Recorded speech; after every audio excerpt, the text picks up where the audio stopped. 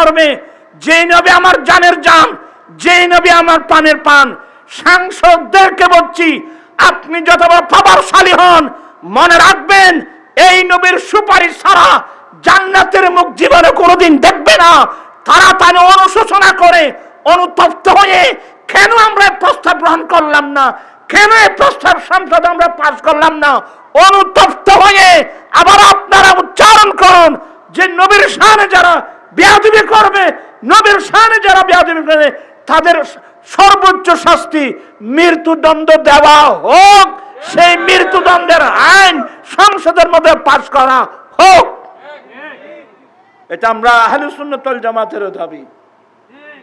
সেদিন যদি পার্লামেন্টে, দুর্ভাগ্যের বিষয়, আমাদের আহলুস সুন্নাত ওয়াল জামাতের একজন প্রতিনিধি আমরা সেখানে পাঠাতে না পারার কারণে, সে যদি আমাদের কোন একজন প্রতিনিধি সংসদে থাকতো, সে একাই দাঁড়িয়ে এটাকে সমর্থন করত এবং টেবিলের মধ্যে ইয়ে করে সমর্থন করত এবং চিল্লায় সে সংসদে বলতে পারত, সারা পৃথিবী দেখত। এরা এটা সমর্থন করবে কিভাবে? কারণ এরা জানে যে এই আইন যদি সংসদে পাস হয়, আমাদের মুরব্বীরা নবীর শানে যে বেয়াদবি করেছে এগুলো প্রমাণিত হয়ে গেলে তো বিপদটা আমাদের উপর আসবে।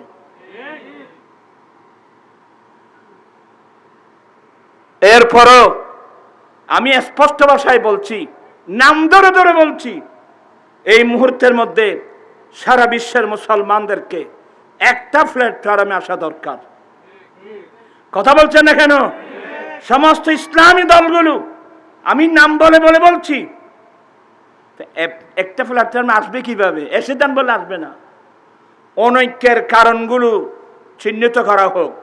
আমাদের কাছে চিহ্নিত আছে, কিন্তু অনৈক্যের কারণগুলো চিহ্নিত করা হোক।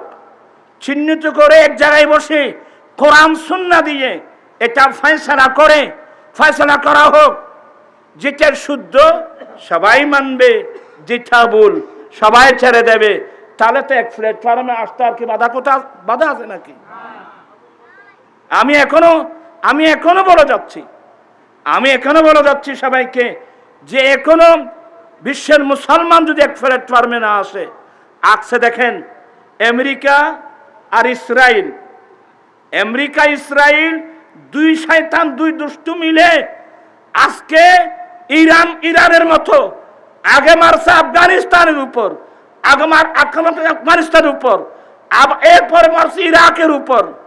হ্যাঁ, এভাবে একটার পর একটা মুসলিম কান্ট্রিগুলো যেভাবে তছনছ করে দিচ্ছে, ওরা দখলে নিয়ে যাচ্ছে। এই মুহূর্তের মধ্যে যদি আমরা সমস্ত মুসলিম কান্ট্রিগুলো যদি একটা প্ল্যাটফর্মের মধ্যে না আসা হয়, তাহলে আগামীতে আমাদের মনে হয় আমাদের নসিবে খারাপে আরো অনেক আছে। কথা বুঝছেন? আজ ইরান যেটা করতেছে, ইরান আকীদাগত শিয়ার মধ্যে সবাই খারাপ না, ওইখানে 22টা দল আছে। আমি এসব বিষয়ে কথা বলতে চাই না। আকীদাগত শিয়া, আমাদের সাথে তাদের একেবারে জন্মসূত্রের দ্বন্দ্ব, কিন্তু এরপরেও সে তো লা ইলাহা ইল্লাল্লাহ মুহাম্মদ রাসূলুল্লাহ কালমা পড়ে। আর ইহুদি নাসারারা তা ওরা তো শিয়া বুঝে না, ওরা তো সুন্নিও বুঝে না, ওরা তো মুসলমান হিসেবে মারতেছে।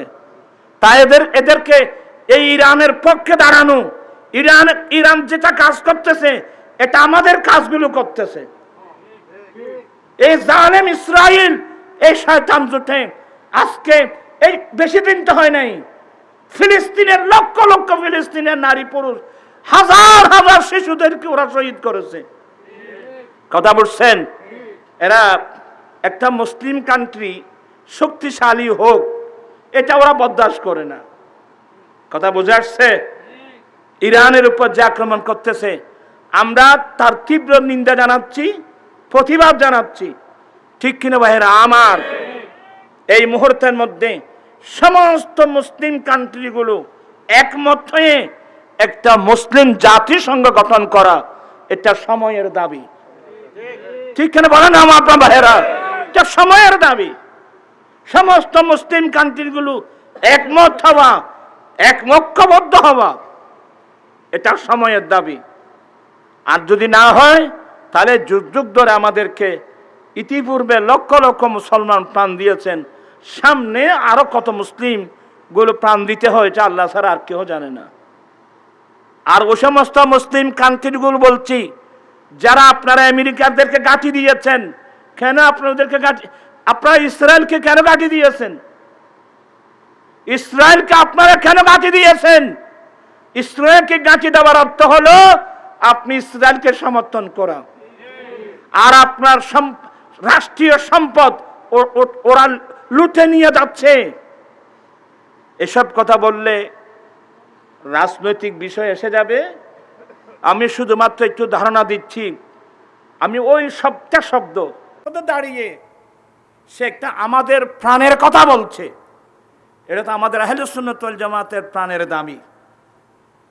হ্যাঁ, সে অনেক সুন্দর করে বলছে যে আজকে যদি কেউ কাকে গালি দেয়, কেউ কার আব্বাকে গালি দেয়, কেউ কোনো নেতার বিরুদ্ধে গালি দেয়, তাহলে সেটার জন্য বাংলাদেশে অনেক আইন হয়। সবাই স্লোগান দিয়ে লক্ষ লক্ষ মানুষ তার ভক্তরা রাস্তায় নেমে পড়ে। কিন্তু আমাদের যিনি আমাদের জানের জান, যেহেতু আমরা মুসলমান, আমরা যিনি আমাদের জানের জান, যিনি আমাদের প্রাণের প্রাণ, যিনি আমাদের ঈমান, যার সুপারিশ ছাড়া কেউ জান্নাতে যেতে পারবে না। আপনি যত বড় লিডার হন, আপনি যত বড় মুফতি হন, আপনি যত বড় মুফাসসির হন, যে নবীর সুপারিশ ছাড়া কেউ জান্নাতে যেতে পারবে না। সে প্রস্তাব এনেছিল এত বড় পার্লামেন্টে যে এই নবীর শানে যারা বেয়াদবি করবে, কটূক্তি করবে, ইঙ্গিতে হোক, ইশারায় হোক, লিখনিতে হোক, যে নবীর শানে বেয়াদবি করবে তার শাস্তি মৃত্যুদণ্ডের আইন পাশ করা হোক। এটার সাথে আমরা সবাই একমত আছি তো? দুই হাত উঠাই বলে আমরা সবাই একমত আছি তো? কিন্তু দুঃখনীয় বিষয় হলো গোটা সংসদ একেবারে নীরব। আমার মনে হয় এরা একটাও মুসলমান কিনে সন্দেহ।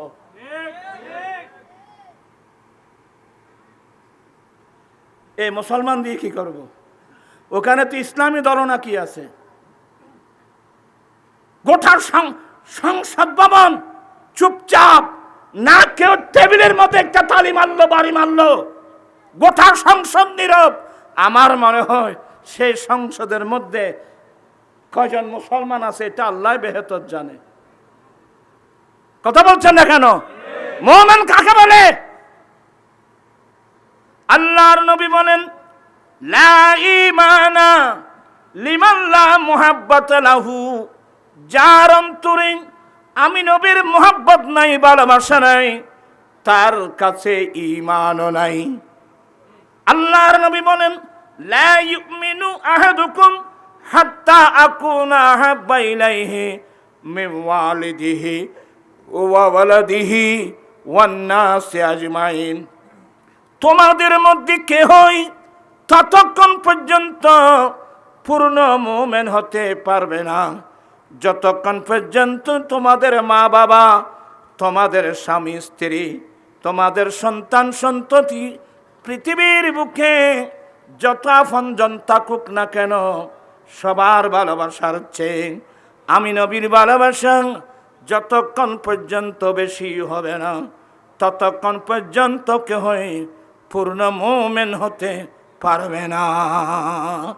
আমার ভাইরা, যদি আপনি মুমিন হয়ে থাকেন, এই যে একটা প্রস্তাব আসলো, এই প্রস্তাবটা যেই দিক না কেন, আপনি যদি মুসলমান হয়ে থাকেন, আপনি যদি মুমিন হয়ে থাকেন, আপনার শরীরের লোম খাড়া হয়ে যাওয়া উচিত ছিল, টেবিলের মধ্যে তারপরে সমর্থন করা উচিত ছিল, সংসদের মধ্যে এটা পাস করা উচিত ছিল।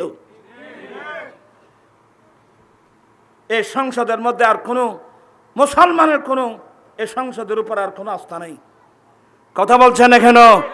এই সাংসদ যারা আছে এদের উপর আমাদের আর কোনো কি নেই, কোনো আস্থা নেই। এরা মুসলমান কিনে এটাও তো সন্দেহ, মুমিন তো না। কারণ যে নবী আমার নবীর শানে বেয়াদবি করলে তার শাস্তি মৃত্যুদণ্ডের আইন পাশ করার জন্যে আহলে সুন্নাত ওয়াল জামাতের পক্ষ থেকে অনেকবার দাবি দেওয়া হয়েছিল, আমরা তার সাথে একমত। সে আমার দলের না হোক, যে দলের হোক, প্রস্তাবটা আমাদের ইমানি প্রস্তাব। কথা বলছেন না কেন? যারা দেন নাই, যারা তার প্রস্তাব গ্রহণ করেন নাই, সমর্থন করেন নাই, আমরা আপনাদেরকে ধিক্কার দিকে বাধ্য হচ্ছি। আল্লাহ বেহতর জানে এরা মুসলমান কিনা। আজকে যদি ফারুক আজম থাকতো, কথা বলছেন না কেন? আপনারা আমাকে দিয়েছেন ফারুক আজমের শাসন আমল। একজন খারেজি নবীর শানে বেয়াদবি করলো। আমার নবী গনিমতের মাল বন্টন করছেন, হুনাইনের যুদ্ধে প্রাপ্ত গনিমতের মাল বন্টন করছেন। এরা মনে করবে যে আমি এমনি বলছি, আপনারা আমার মুখে মুখে পড়েন তো। ফাজা যুল খুয়াইসারাতি ওয়া হুয়া রাজুলুম মিন বানি তামিম। আমার দেন নবী হুনাইন যুদ্ধের গনিমতের মাল বন্টন করছেন। ওই সময় ওই তমিম গোত্রের একজন মানুষ, যাকে জুল খুয়াইসারা বলা হয়, অনেক বড় বেয়াদব। জুল খুয়াইসারা সে আমার নবী যেখানে গনিমতের মাল বন্টন করছে সেখানে আসলো। যে নিয়ত খারাপ, আসছে আমার নবীর থেকে কি বের করার জন্যে, ত্রুটি বের করার জন্যে, দোষ বের করার জন্যে। যারা নবী থেকে ত্রুটি দেখে, ত্রুটি বের করে, এরা কি মুসলমান? এই যে খারেজিদের লিডার, এর নাম একে বলা হয় জুল খুয়াইসারা। এ কিছুক্ষণ নবীর বন্টন দেখে সে আর নিজেকে সামলাতে পারে নাই, কারণ সে তো নিয়ত খারাপ।